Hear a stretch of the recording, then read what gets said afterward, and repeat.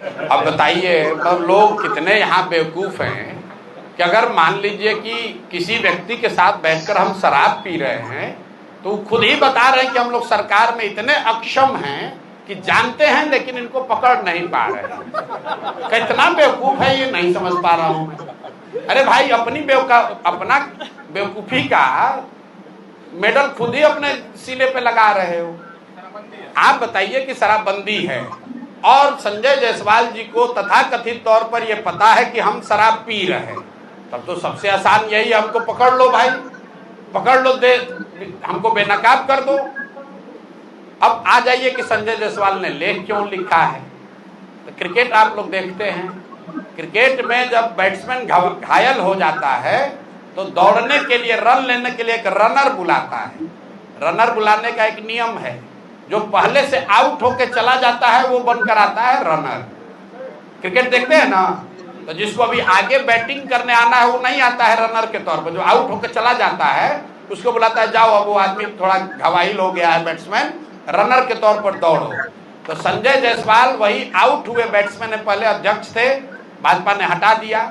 यही हटाया किस लिए था, यही फेसबुक पर लेख लिखने के चक्कर में रोज लिखते थे कि हम जदयू को तोड़ने वाले हैं, तो भाजपा वाला इन्हीं को तोड़ के हटा दिया। अब इनके जो बड़े भाई हैं दिलीप जायसवाल, राजनीतिक तौर पर बड़े भाई, उन पर अभी हुई है गोलाबारी, राजनीतिक गोलाबारी। अब बेचारे आहत होकर गिरे हुए हैं, 15 दिन से उनको जवाब नहीं सूझ रहा है। ये नहीं बता रहे हैं कि सिखों के कॉलेज को किशनगंज में कब्जा किए हो कि नहीं किए हो, इसका जवाब नहीं दिया। कह रहा है ऊपर भगवान है। भगवान आपके लिए तो हमारे लिए भी है, भगवान आपके लिए है तो उसके लिए भी है जिसका कॉलेज आप कब्जा किए हैं।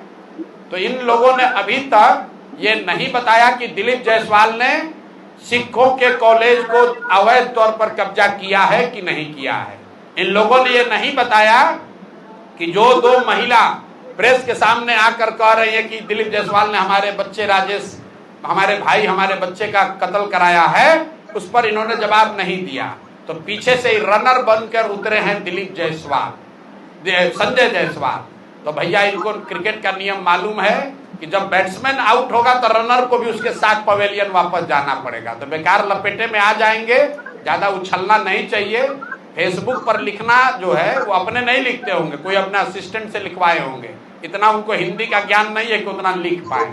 और ज्यादा अगर उनको परेशानी हो रही है तब बेतिया में उनके कर्म और कुकर्मों की चर्चा हम पदयात्रा होते हुए बहुत सुने हैं उनके पेट्रोल पंप के बारे में, ये भी सुने हैं कि उनका यहाँ नर्सिंग होम कैसे चलता है और क्या होता है।